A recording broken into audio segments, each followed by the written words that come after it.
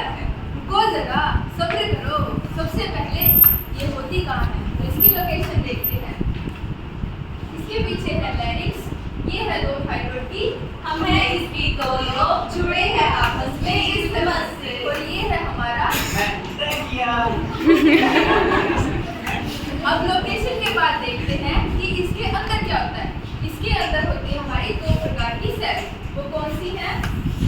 Follicular cells. मैं बनी हूँ ट्यूबोइडल एपिथेलियम से, और मेरे अंदर प्रेजेंट होती है कैविटी, जिसमें प्रेजेंट होता है थायरोक्रोपिन।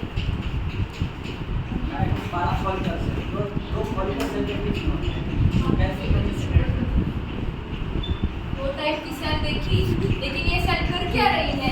ये कर रही है तीन प्रकार के हार्मोन को सेक्रेट, जो है T3, T4 और कैल्सिटोनिन।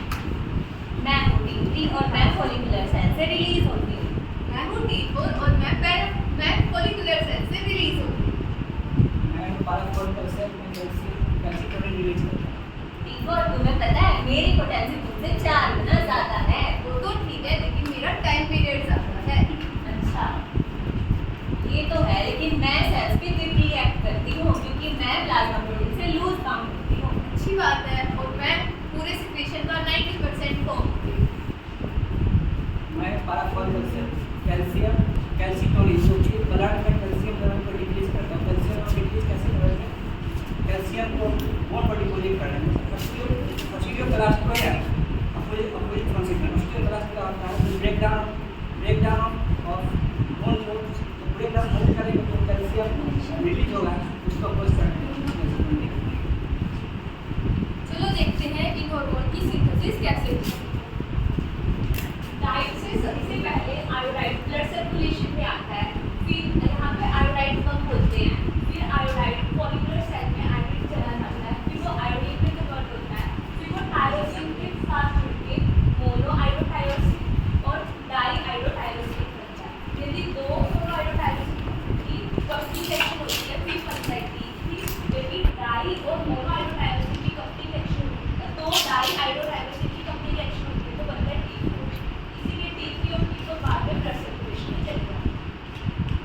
इतना सब कुछ देख लिया, लेकिन किसी ने ये नहीं पूछा कि हमारे शरीर में ये क्या करेंगे। चलो देखते हैं हमारे शरीर में ये क्या करेंगे। सबसे पहले ये हमारे DMR यानी बेसिक मेटाबॉलिक रेट को बढ़ाएंगे। ये कार्बोहाइड्रेट मेटाबॉलिज्म में भी हेल्प करेंगे, ब्रेक डाउन करके ग्लाइकोजन का ग्लूकोज हेल्प मेटाबॉलिज्म हेल्प को तोड़ के हेल्प फैटी एसिड का ब्लड में रिलीज करता है। ये लीवर में फैट डिपोजिशन को बढ़ा देते हैं, जिसके कारण लीवर बन जाता है फैटी। थायरोक्सिन हार्मोन का फंक्शन विटामिन्स में भी आता है और बॉडी टेम्परेचर में भी आता है। तो थायरोक्सिन हार्मोन एंजाइम का सिक्रीशन करवाएगा, मतलब फॉर्मेशन करवाएगा, जिसमें विटामिन्स यूज होंगे। तो अगर इसकी हाइपर सिक्रीशन हो गई तो विटामिन्स की डेफिशिएंसी हो जाती है बॉडी में। दूसरा बॉडी टेम्परेचर, ये हीट प्रोड्यूस करेगा by the regulating BMR of the bodies. तो इससे जो हीट प्रोड्यूस होती है बॉडी में उसको बोलते हैं थायरोक्सिन इंड्यूस थर्मियोजेनेसिस। थायरोक्सिन हेल्प करता है हमारी ग्रोथ करने में, मतलब ग्रोथ करने में ज़्यादा रिलीज होने से हमारी ग्रोथ बढ़ती है और कम होने से हमारी ग्रोथ कम होती है। थायरोक्सिन हमारे बॉडी में प्रोटीन की सिंथेसिस में भी हेल्प करता है, जैसे कि ये क्या करेगा, DNA को RNA में ज़्यादा कन्वर्ट करेगा, माइटोकॉन्ड्रिया का नंबर बढ़ा देगा, जिससे क्या होगा, RNA की सिंथेसिस ज़्यादा होगी। अब RNA तो बन गए, लेकिन RNA से ही तो प्रोटीन बनेगा, तो इस तरह से ये हमारी बॉडी में प्रोटीन की सिंथेसिस को इंक्रीज करेगा।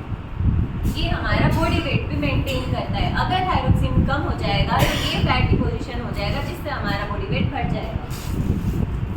और एक्टिविटी ऑफ कार्डियोवैस्कुलर सिस्टम को इंक्रीज करा जाए, कार्डिक वॉल्यूम, हार्ट रेट सभी इंक्रीज करा जाए। ये रेट ऑफ रेस्पिरेशन को भी इनडायरेक्टली बढ़ाता है, जैसे कि BMR बढ़ेगा तो ऑक्सीजन की डिमांड बढ़ेगी और रेट ऑफ रेस्पिरेशन बढ़ेगा। थायरोक्सिन हार्मोन GIT में भी काम करता है, इसकी वजह से मूवमेंट होएगी GIT में, तो इसका हाइपर सिक्रीशन होएगा तो डायरिया हो जाएगा और हाइपो होएगा तो कॉन्स्टिपेशन। क्या करता है? हेल्प करता है इसमें। थायरोक्सिन हमारी हेल्प करता है स्लीप करने में।